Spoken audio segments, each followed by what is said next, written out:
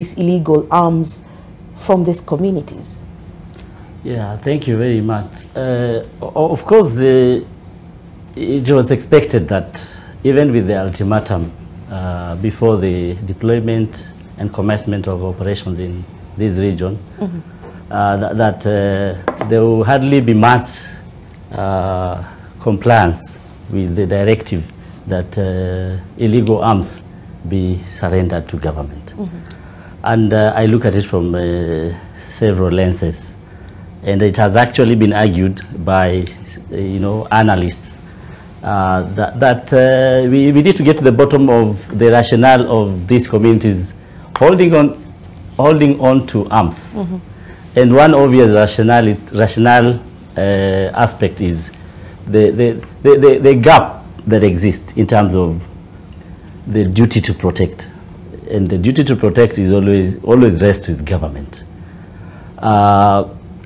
Besides that, you also want to look at the location of the region in the wider, maybe the Greater Lakes region, the Horn of Africa, and the dynamics that play out from that regional angle, especially the role of small arms in this region, and the flow of small arms from one country into another, exiting to the next country, and therefore the feeling of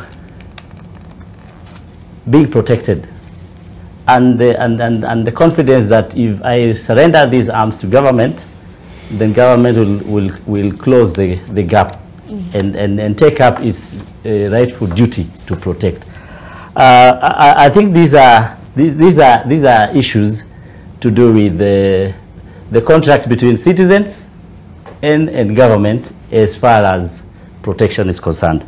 I also would like to link this to the form of livelihood or production system in this region. It is essentially pastoralism, and pastoralism is a lot about people moving from one area to the other, aligning their livestock to the resources to be able to support the livelihood.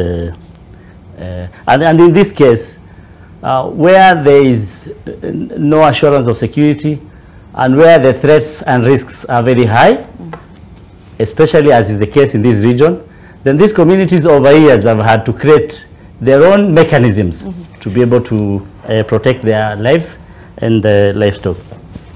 And